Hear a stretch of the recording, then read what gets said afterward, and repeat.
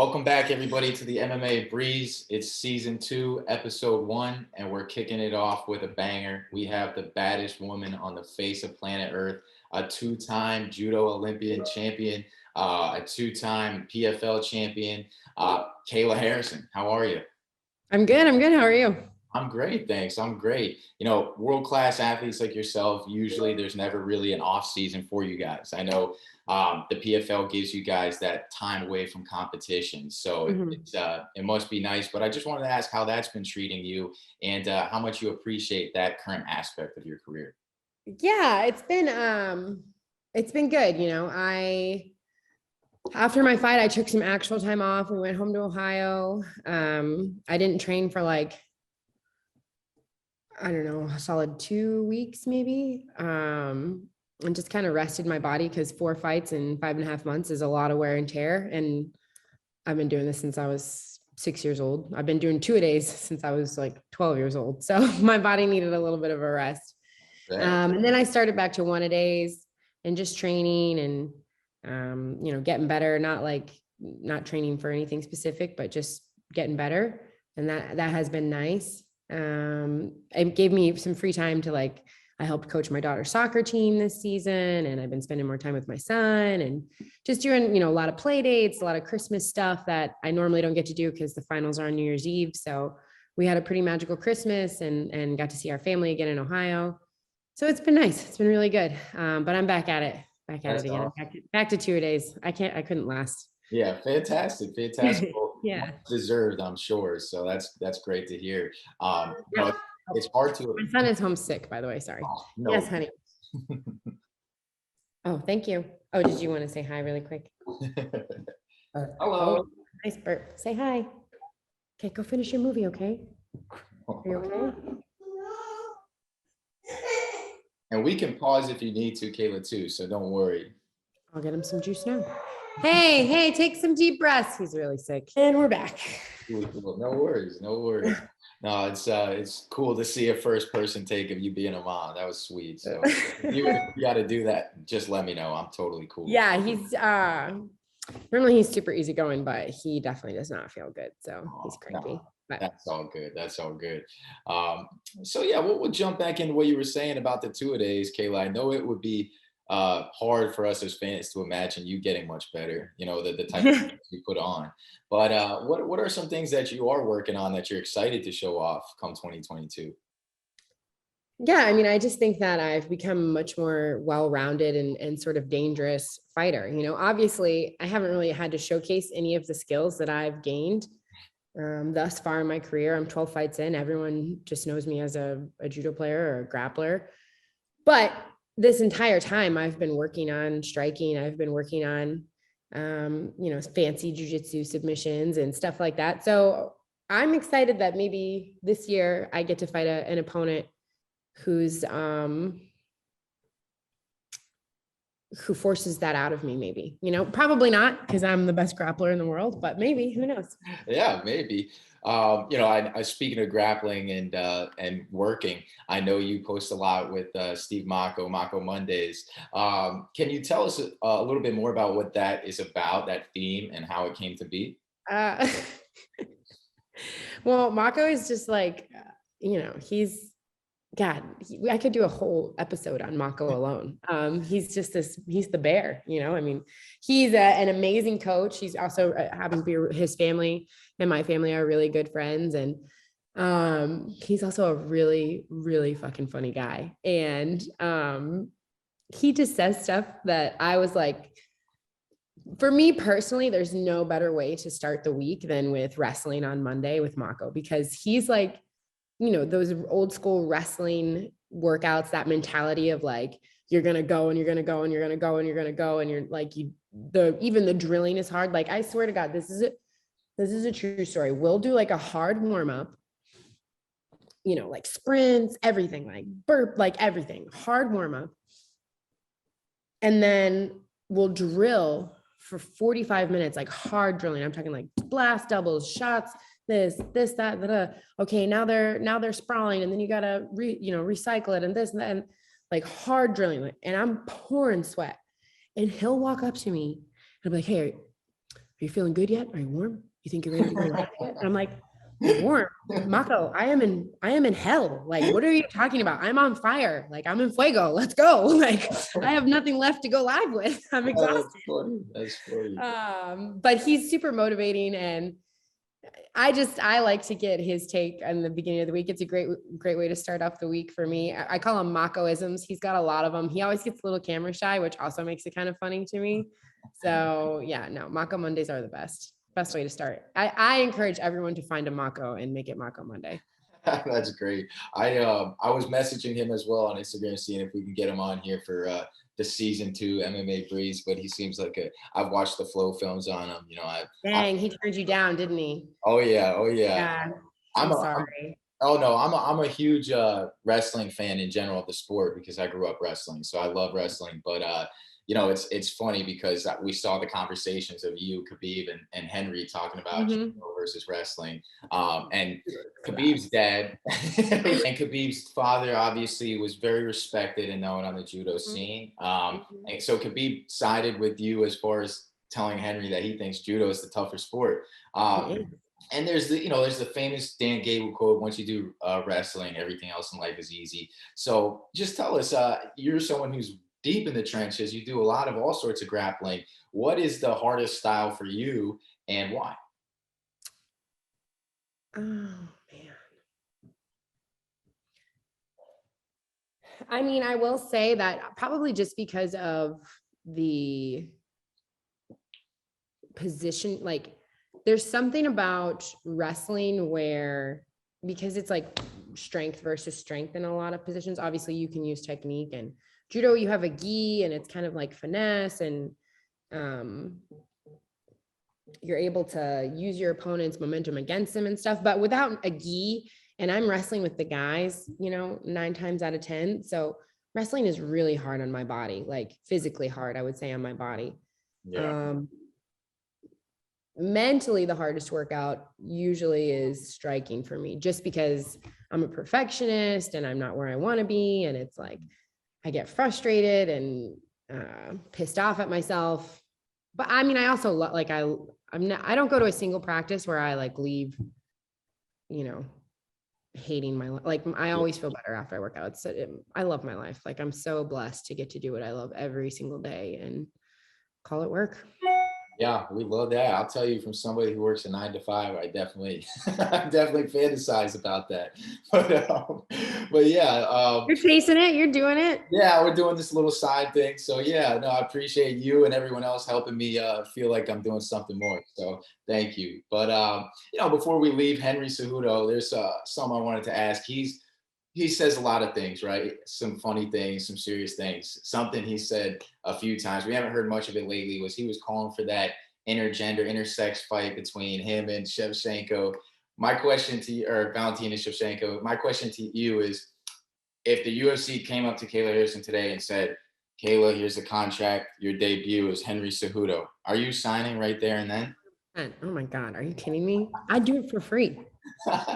That's funny. I know he's a very interesting character, so we would love. No, he's actually a great guy, but I would dust him. I would just mop the floor with him.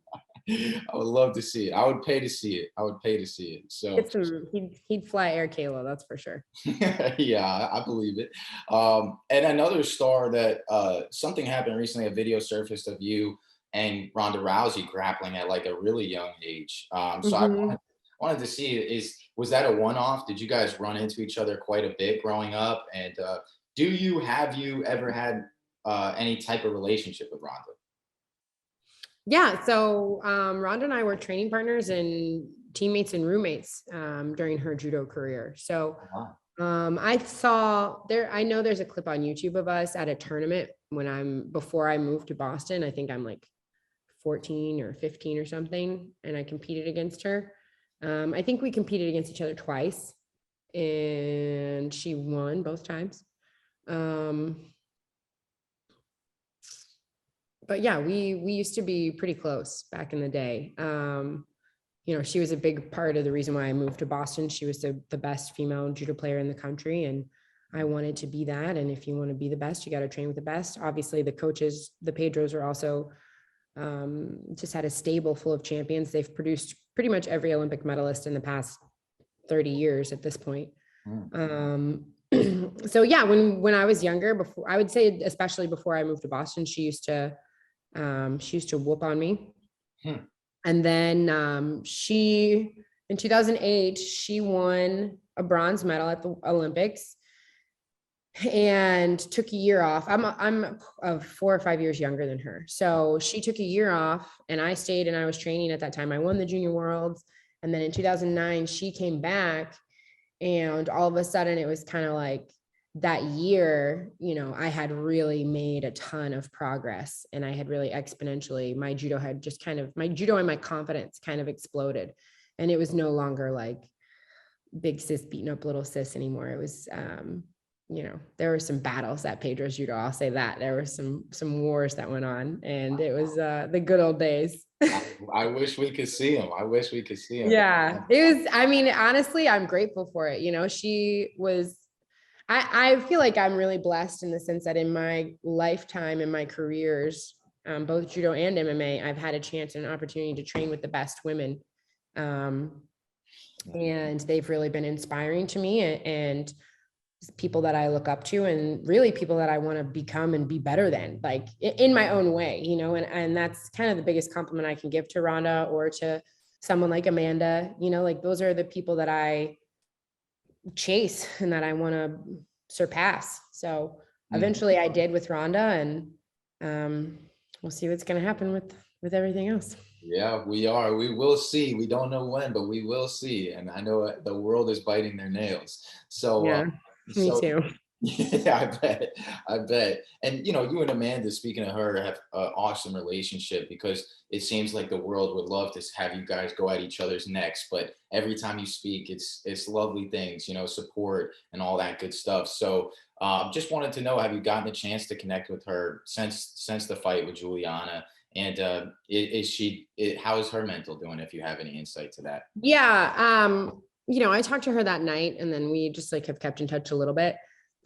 She and Nina have been taking some time off doing some family stuff and haven't been back to the gym or anything yet. So I haven't really had a heart to heart or anything with her, but you know, I mean, I texted her that night, I said some mean things about Juliana, and I said like, we got this. And, I got your back basically. So, you know, she knows that, I'm in her corner, and, you know, as long as we're both a part of ATT, there's never going to be any animosity or, I mean, yeah, I have no ill will, or I'm excited for her to make her come back and go get that win back, you know? Yeah. And that was something I was going to ask you as well, is, you know, a lot of people have been saying, even Dana made a comment on it, like, oh, now that Amanda lost, like that's a huge blow for Kayla Harrison, the matchup and the suspense and everything I was building with that. I know you've said, and Amanda have both come out and said, hey, my career is my own, her career is her own, you know? So, but from a teammate standpoint, you know, I know obviously it fires you up to see something like that happen. Does it interest you at all now a little bit more to fight Juliana yourself, or to get that one? For sure I would fight. Yeah, for sure I would fight Juliana. I don't think that she's going to, I mean, it's you know, she fights at 135. I don't think she's ever going to feel comfortable coming up to 145. I'm comfortable going down to 145, but I'd have to like chop off a leg to make 135. Yeah. It's already going to be, you know, I'm going to have a slew of team of professionals to just to do the other. Slap my hand when I want to eat the chocolate to get down to 145. Right. So, I want to see 135. We can say that. Yeah, 135 I think is you know, that's like, I just don't like, I'm just not a huge fan of that also, you know, like why would I put my body through absolute hell and misery and then ask it to go perform at peak performance 24 hours later? Like, it's just like the whole process is very stupid to me. Like, it doesn't make any sense. So yeah, but I would definitely fight Juliana. I mean, I think like if she wanted to meet me in the middle, since I'm 155 right now and she's 135, 100% we can make that go down. That would be a fun fight. I mean, real quick before we get away from the weight cutting, that's such an interesting topic, controversy for a long time. I've seen people leave teams and sports because of it. What you've been doing it your whole life, making weight, staying in a weight class. So it's Mhm. interesting to hear from such a decorated grappler your take on that. Do you think that there should be across the board changes with the way we make weight classes and fighters Yeah. make weight? Yeah, I mean, I think that, there's kind of just this old school mentality that comes from wrestling, that comes from judo, that comes from all these weight cutting sports into MMA, where it's like, oh, the bigger I am, the better I'll be. Like if I starve myself and lose 45 pounds and make 155 when I walk around at 200 pounds, like I'm going to be the better fighter. And science shows you that that's just not the case, like, um, and I just don't, hopefully us pretty thick skulled MMA fighters catch up to that sooner rather than later. But for me, I learned that lesson early on in judo. I used to fight at 130. I used to compete in judo at 135, 63 kilos. I mean, my first Olympic trials at 48 kilos, so 105 pounds. Mm. And I was like going to middle school, eating like a plum in a spinach salad. Mhm. And my friends are like plowing pizza. And I was like miserable, emaciated, like Yep. stunting my own growth basically because I was like starving myself. And then I moved up to 52 kilos, and then I moved up to 57 kilos, and then I moved up to 63 kilos. And then when I moved to Boston, I was competing at 63 kilos, and I was like 16, and Ronda was at 70 kilos. And my judo coaches, Jimmy and Big Jim, were just like, I was starving still, hungry all the time. I was also going through like a very tough, I had just told my mom that I was sexually abused. Like my life was in shambles basically. And I'm a high school kid and I'm trying to deal with all this stuff and make weight and like learn how to be happy and like suffering from PTSD, all this crazy stuff, and have a judo career. And my coaches just said, listen, like you're moving up 2 weight classes, not one, but 2. And I was like, no way, I can't do it. I'll never win. They're too big, like blah, blah, blah, blah, blah. And they just said, listen, if you want to win, you'll win at whatever weight you fight at. Like, it's that simple. It really, like, you just set your mind to it. And it didn't like happen overnight, but I got to the gym, I lifted, I got big as shit. I got strong, I got fast, I got explosive. I put my mind to it. And I ended up becoming junior world champion, and then world champion, and then 2-time Olympic champion, and America's only Olympic champion. Like, but I probably wasn't built for that weight class, but I made it. I mean, I was built in the sense that then I was happy, then I was eating what I wanted. I was eating like 6,000 calories a day. I was enjoying my life. I was like living, I didn't like have to think about every single workout wasn't about how much weight did I lose. Yeah. Every workout became about how much better can I get? Right. And then I got way better, way faster, so that's a lesson that I had to learn though, through experience. And I hope that fighters can take a look at my career, for instance, or other people. Like I've only been doing this sport for 3 years, and I feel like I've gotten really good really fast. And a part of that is because I'm not constantly thinking about, oh my God, did I lose the 3 pounds that I needed to lose to be close to weight this workout? And I just focus on getting better every single day. And I love my life. Like I eat, if I want a brownie, I eat a brownie. If I, like I don't suffer, and I know that sacrifice, it will take sacrifice to reach my goals. And I'm not afraid to make sacrifices, but you better believe for as long as I can, I'm going to, enjoy my life. And it's hopefully a lot of fighters, like a happy fighter. Who says that? A happy fighter is a dangerous fighter, so I'm going to stay in that sense happy as long as I can. Yeah. And that's happy, such a hard thing to maintain in high level. I mean, listen, like happy is like, it's not a real thing, happiness. Oh, yep. Mm-hmm. Yeah. I mean, happiness is kind of like I don't even really chase that anymore. I used to as a kid. I'm going deep on you. Sorry. We're just Oh, gonna I go with love this. it. I We're, love we're gonna go with the flow with this one. it. It's not even really like about, for me, like happiness is, what is happiness? Like, are all of my needs met? Are my kids safe? Are they healthy? Is there a roof over our head? Is there food on our table? You know, is everyone safe? You know, loved, soothed, secure, seen? Like, part of the human condition is to suffer. So I no longer go through my life trying to avoid suffering. I just try and adapt an attitude of gratitude about the suffering and realize that it's all part of the journey. It's all part of the process. It's okay to feel what you feel and have to go through what you have to go through. But I guess peace is more of what I have versus happiness. Like, I like that. Yeah. And you know, for somebody that made it to the highest level of pretty much everything you do, with judo and fighting, you know, what could you suggest to parents or kids about, you know, staying with something, how to not burn out, how to keep the mm, passion alive? well, I think number one, like so many kids start to specialize so young nowadays. And I think that's a tough, like, you know, kids should do all sports. Kids should have fun. Kids should be kids. Like when I was a kid, I did judo and I started at age 6 and then I quit everything, but I should have played everything. I should have done all of it. You know, I should have had that time to be a kid.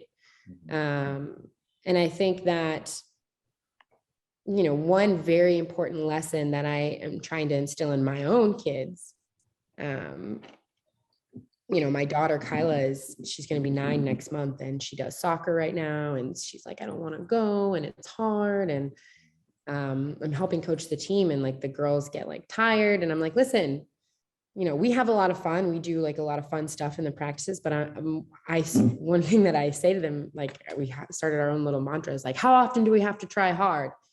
And then they scream back at me all the time. Oh, And yeah. I'm like, you know, like I've got them programmed. So Okay. it's like, listen, I don't care if you have to walk, but keep going. Like we're going to try our best all the time. And that's how I live my life. That's how I think, you know, I think if everyone lived their life like that, if they woke up every day and tried to be the best possible version of themselves, we'd have a lot happier or more peaceful people. Like, and that's not to say that like I'm perfect like I don't try to be perfect anymore. I just try to be me. Like some days my best is me sitting on the couch watching Disney movies with my son because I'm like, yo, I'm exhausted and I need to listen to my body and myself and I don't feel like doing shit.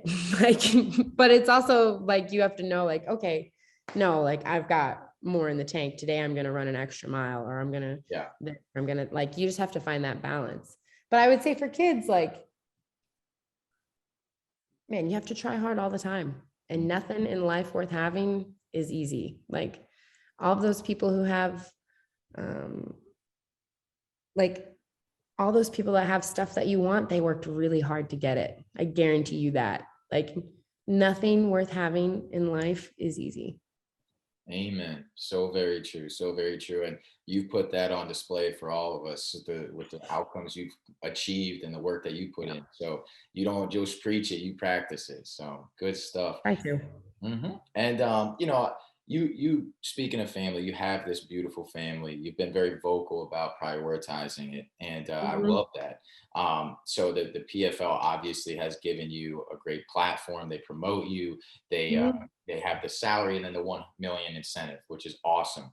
But I'm sure you know the other organizations have their bells and whistles. You know, I wanted to just get a take of what what attracts you the most about each organization, like the UFC or Bellator and then PFL? Yeah, I mean, I think realistically it comes down to legacy versus security, you know. That's where I'm at in my life. You know, I do have 2 beautiful children that I just adopted that need me to be successful. So it's a tough, it's a tough position. I think a year ago, I wouldn't have. I would have just been like, all right, like I'm chasing my legacy. That it is what it is, you know, like, but life comes at you fast, man. Like, It does. you know, I like all the organizations for different reasons. I think I love the PFL. I have nothing but good things to say about them. They've been really good to me. We've had a great relationship, and I feel like we've grown together, you know, and that's not, there've been some hiccups and there've been some stuff that I wasn't super thrilled about, but I have nothing but good things to say about the people who work there, the people who make it what it is, the fighters, the format. You know, I truly believe in the format. I believe it's the future of MMA. I think that it's a much better way for fighters to be in control of their own destiny, you know, and you can't have these events without the fighters. So I think it's a great place, a great landing spot for a lot of fighters. I'm sure we're going to see a lot of future stars come out of the PFL, no matter what. And obviously Bellator, you know, I hear nothing but good things about them. They have Cyborg.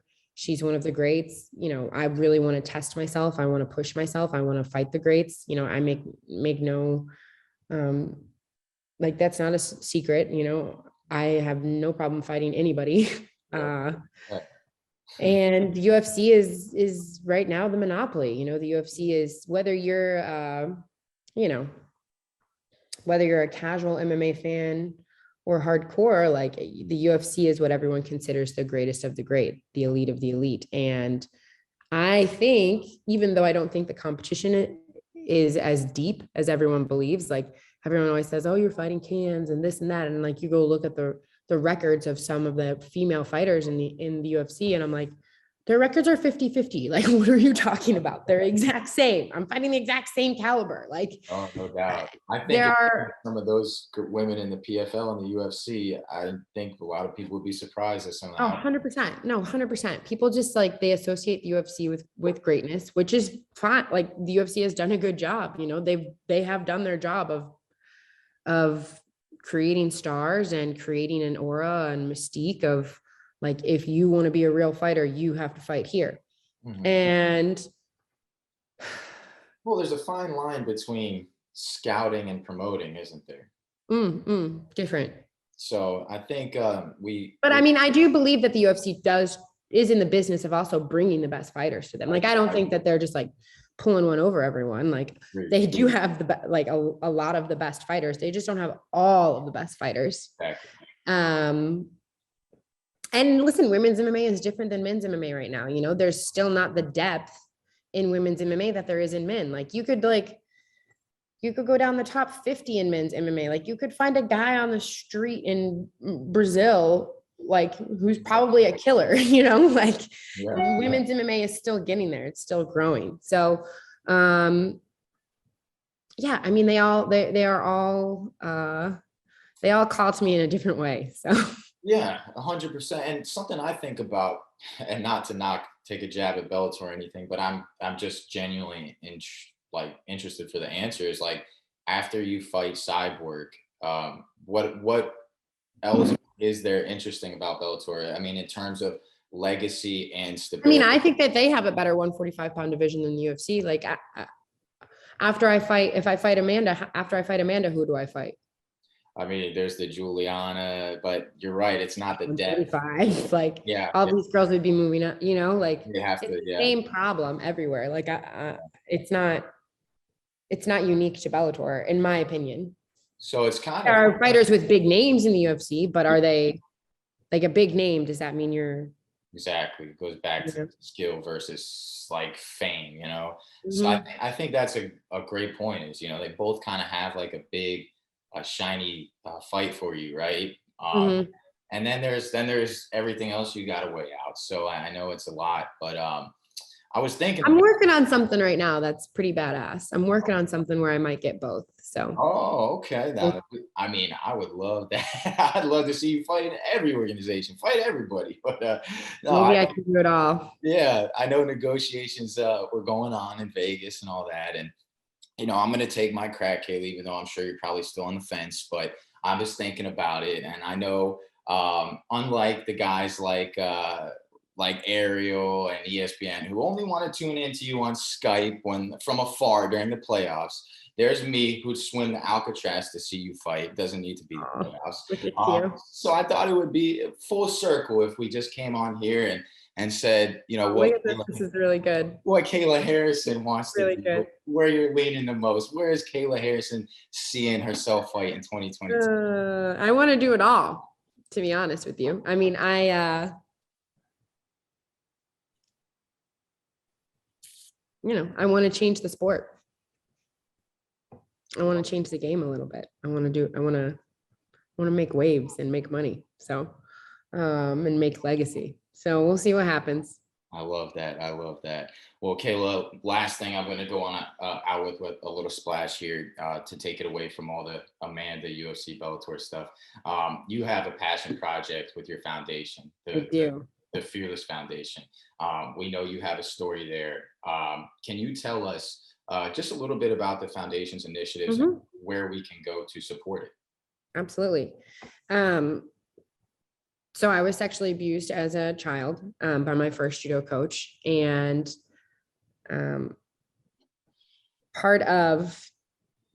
I feel like part of my purpose and part of the reason why I won 2 gold medals and I am this undefeated fighter and I have this platform that I have is to change the world in a good way. So the Fearless Foundation, it's kind of like my third child. You know, it's the thing that it's the driving force behind, besides my kids, everything. You know, I have been a victim, and now I'm not just a survivor, I'm a thriver. And my goal is for every child who suffers from sexual abuse to reach that point, to get to the point where they are at peace, not a victim anymore. And I had a lot of help to get there. You know, it didn't happen overnight, and it wasn't something that was easy. And I went through very dark periods. I was suicidal. I had PTSD. I suffered tremendously. But I had people around me who believed in me when I didn't believe in myself. And I did have a light at the end of the tunnel. I did have a shining gold medal at the end of the tunnel. So, you know, my goal is with the foundation is two things. Number one is education. So when I was a child, I never learned anything about, I learned all about bullying and safe sex and saying no to drugs and like, I don't know, like all these different things, but you don't learn about what you should do if someone close to you tries to take advantage of you. And it's kind of a conversation that we're starting to have. We have the Me Too movement, and we have all these scandals that are breaking, and people are not as afraid to have the conversation as they once were. It's not as taboo, but there's still really no education. You know, there's really no like, this is what grooming looks like. This is how you talk to your kids about if they have a funny feeling in their tummy when someone's close to them, or what's appropriate and what's not appropriate. And these are signs to look for. Is your child suffering teenage angst, or are they suffering something more than teenage angst? So the first part is education. I wrote a book with 2 psychiatrists from McLean Hospital. It's called Fighting Back. And you can get that on Amazon, I think, or wherever books are sold. And it's basically, it's an educational piece. It's not a textbook and it's not a memoir. It uses my story with my real life journal entries to explain the process of sexual abuse and why kids don't say things and what the court process is like and how you can help them. And also gives you a very scientific look at and some real life answers in layman's terms on how to deal with PTSD and what victims are going through during each step.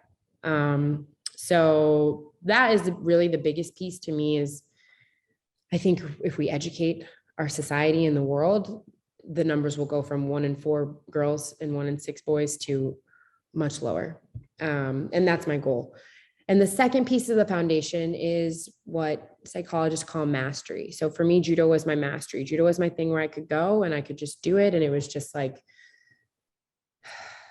that was it, you know? And I don't care if it's archery or knitting or painting or I don't know, badminton, like I have, whatever it is, I want survivors to be able to have a place where they can go and just be themselves and just be.